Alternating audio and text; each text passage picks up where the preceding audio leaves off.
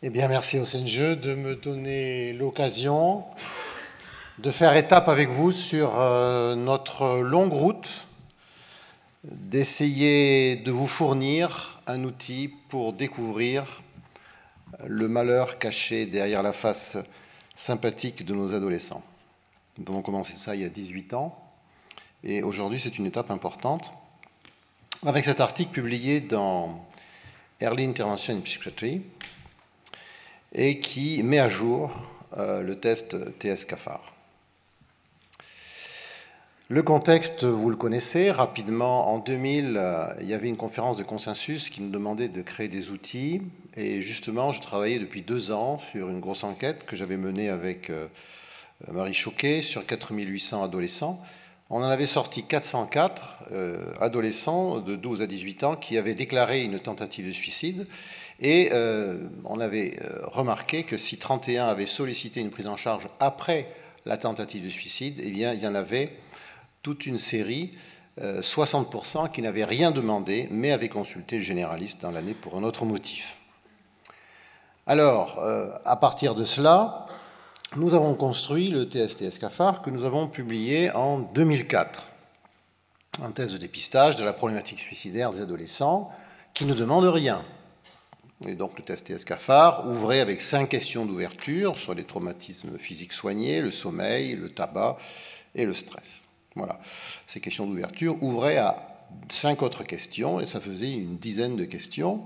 Et lorsqu'il y avait zéro acceptation, c'est-à-dire qu'on était sûr qu'il n'y avait pas d'idée ou d'acte suicidaire, et quand il y avait 3 points, eh bien le généraliste avait plutôt intérêt à se poser la question d'un trouble caché. Le problème, c'est que ces données datent de 1999, c'est-à-dire au siècle dernier, et depuis, mobile, Internet et autres réseaux sociaux ont changé la donne. Le bullying est apparu, c'est-à-dire la brimade, si vous voulez, la brimade express par les réseaux sociaux, et surtout le taux de suicide a nettement augmenté.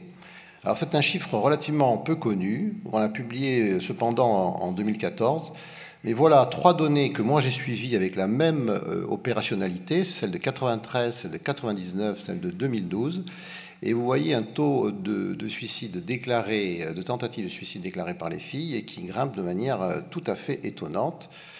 Celui de 2012 est quand même sur un ensemble de 1800 adolescents de l'Alsace et du Poitou-Charentes. Alors, la question qui se posait donc à nous, c'est est-ce que le test TS-CAFAR est toujours valide avec ce changement de société? Et sinon, pourrait-on l'améliorer? Alors, comment on a fait? Eh bien, on a repris un peu notre méthode de 99. À l'époque, c'était 67 établissements scolaires, 4800 adolescents. Et là, on a ciblé autrement. On a tiré davantage au sort des établissements scolaires, 90, et on a pris la totalité des élèves de 15 ans, en auto-questionnaire, en conditions d'examen, 1 heure d'interrogatoire initial. Voilà. Donc, on a tablé sur les 1235 élèves inscrits dans ces établissements scolaires, et on est parti, évidemment, des questions du TS-CAFAR, noyées dans 250 questions du Health Behavior in School-Aged Children, qui est un questionnaire qui tourne tous les 4 ans dans 45 pays. Donc, on était tout à fait solide sur la formulation de ces études. Il a fallu acheter, d'ailleurs, ce questionnaire. Alors, 923 questionnaires sont revenus exploitables, et les résultats, c'est que la question des petits traumatismes soignés n'est plus significative en 2012-2013 des fréquences des tentatives suicides. Et dans le cas du stress de la famille, le qualificatif désagréable n'ajoute plus un niveau de gravité qui avait été bien repéré en 1999. Donc il a fallu faire de la modification. Et donc nous avons travaillé pendant à peu près 2 ans sur la modification de ce test à partir de la bibliographie.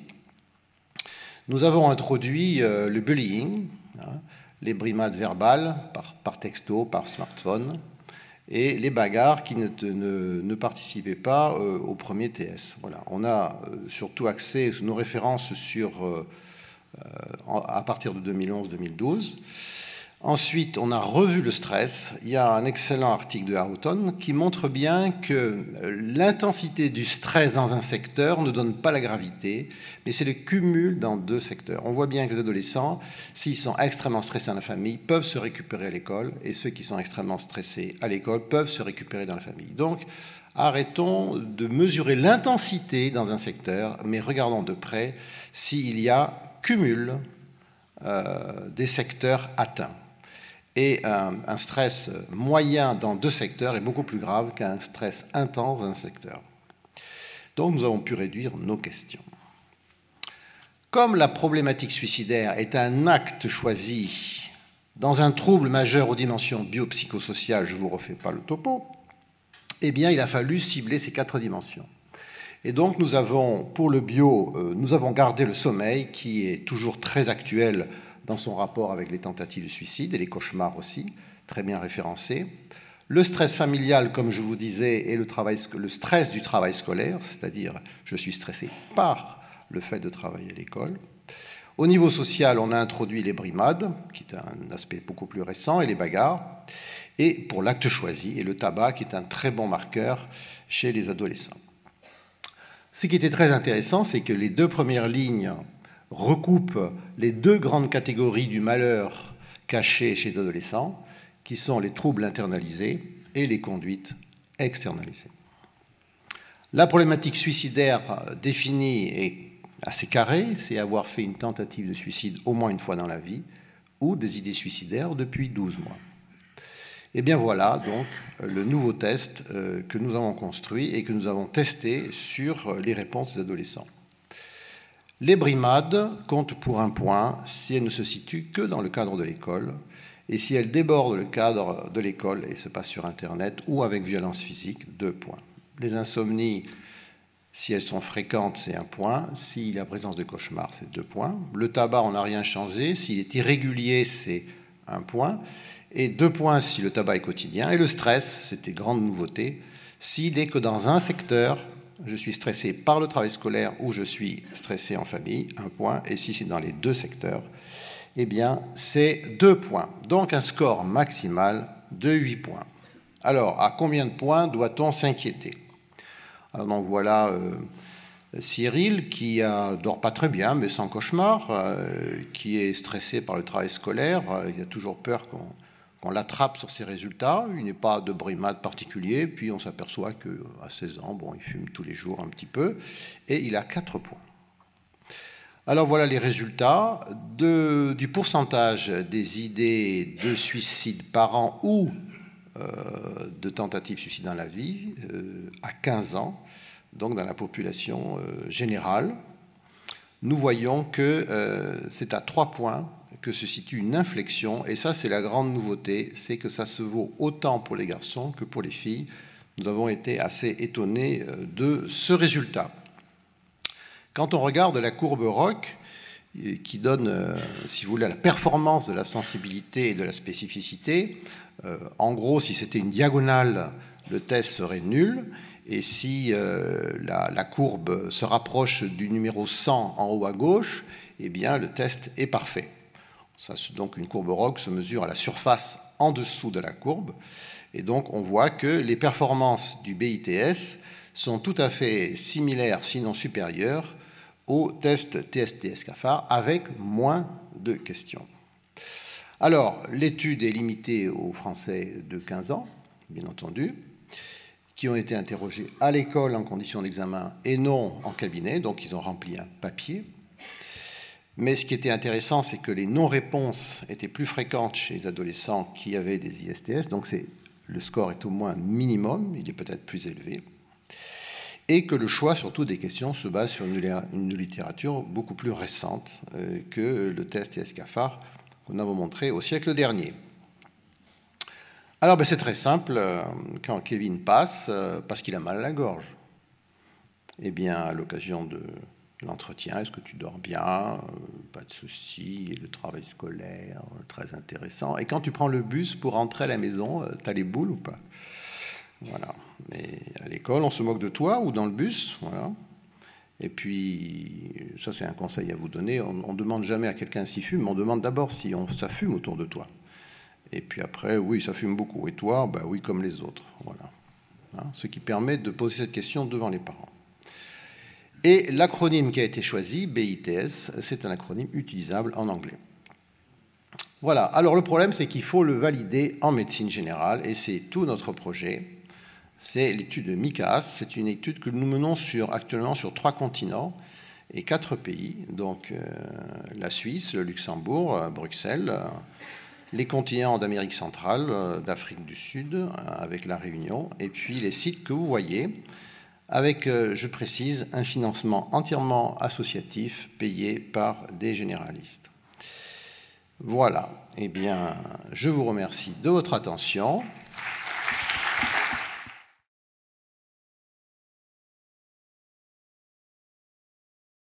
Alain Moreau de Lyon. Est-on sûr qu'avoir des idées suicidaires, c'est la même chose qu'une tentative de suicide? Est-ce que dans ce critère... Non, ce n'est pas la même chose, mais il y a une corrélation absolument qui est très claire. Ceux qui ont fait des tentatives de suicide, bon, je n'ai pas les chiffres à vous montrer là, ceux qui ont fait des tentatives de suicide ont eu des idées suicidaires. Le chiffre d'actes suicidaires sans idées suicidaires est très faible, on est à 4% à peu près. Oui, c'est ça. Bonjour, Christian Duprat, Lyon. Merci pour cette publication là, que j'avais déjà entendue à Dijon dernier, mais qui est vraiment très intéressante. Alors, à Lyon, on utilise beaucoup le test TS-CAFAR dans l'enseignement de nos internes. Et la question que je vais vous poser, c'était, est-ce qu'on pourrait, vous utilisez des questions fermées, est-ce qu'on pourrait utiliser des questions ouvertes du style « Comment dors-tu » Est-ce que ça modifierait les résultats ou pas? Ou est-ce qu'on est en droit d'utiliser la question ouverte par rapport à une question fermée? Ça, tout dépend le temps que tu te donnes pour la consultation. Nous avons des consultations qui durent 15 à 17 minutes. Et l'adolescent, il est venu pour une pharyngite, pour un certificat de sport, pour une lombalgie. Il ne vient jamais pour ses idées suicidaires. Donc, on a un peu testé toutes les manières. Et une étude remarquable qu'a présentée d'ailleurs Anne-Laure Haynes, qui est ici présente, avait montré que, en fait, quand on interrogeait les adolescents, le niveau de confiance dans le médecin augmentait si le médecin savait poser les bonnes questions précises. Donc, l'adolescent n'attend pas forcément une ouverture, il attend qu'on aille droit au but. Voilà. De même, quand vous fixez un rendez-vous à un adolescent, je ne vous conseille pas de dire « ma porte est ouverte, tu pourras revenir si tu veux ». Bon, bien sûr, ça ne coûte pas grand-chose de le dire. Mais si vous détectez quelque chose, il faut lui dire rendez-vous à 18h30 la semaine prochaine, n'est-ce pas? Oui, docteur, je viendrai. Car l'adolescent aime bien les choses précises venant de son médecin généraliste. Ok, merci. Bonjour, Josette Vallée de Saint-Étienne. Puisqu'il faudrait aller directement au but, pourquoi utiliser un test et pourquoi ne pas demander est-ce que tu as des idées suicidaires? Ah oui. Quand il vient parce qu'il a une lombalgie. Alors, je viens, docteur, parce que, attention, hein, oh là là, putain, au foot, là, j'ai eu mal, non, voilà. Eh bien, vous essayerez. Nous avons essayé, et c'est une méthode qui ne fonctionne pas auprès de nos confrères. Dernière question courte. Il faut désamorcer l'angoisse du médecin généraliste. Merci Philippe pour cette excellente présentation. Christophe Percoute-Lille. Le tabac multiplie, du moins le fait de fumer multiplie par 3 le risque suicidaire. C'est ce qui avait d'ailleurs... Elle y est. C'est pas le tabac. Oui, mais ça avait joué un mauvais tour à la varénicline, puisqu'ils avaient comparé des fumeurs versus des non-fumeurs. Est-ce que derrière ça, quelles interventions? Le tabac en priorité? Ah non. L'intervention, ça c'est très important. Si vous avez découvert quelque chose, vous commencez une longue conversation dans le temps avec l'adolescent. Parce qu'en médecine générale, on n'a pas le temps, mais on a la durée. Et si nous, les généralistes, on ne commence pas la conversation avec ces adolescents, personne ne le fera à votre place. Je me souviens d'une consultation qui a eu lieu le mois dernier. Un monsieur de 30 ans qui vient et me dit « Je viens continuer la conversation. » Je regarde sur mon ordinateur. On l'avait commencé 15 ans avant. Et il s'est souvenu de cela. il avait fait partie du premier test TSTS qui était positif. Et on avait commencé la conversation et il revenait. Et moi, je trouve que c'est ça le sens de la médecine générale. On a des tests pour lever, commencer un lien, mais pas une foudre qui va changer tout d'un coup le comportement de quelqu'un. Non. C'est un outil de dévoilement d'une réalité qui se cache et qui ne veut pas se dire. Très bien, merci Philippe.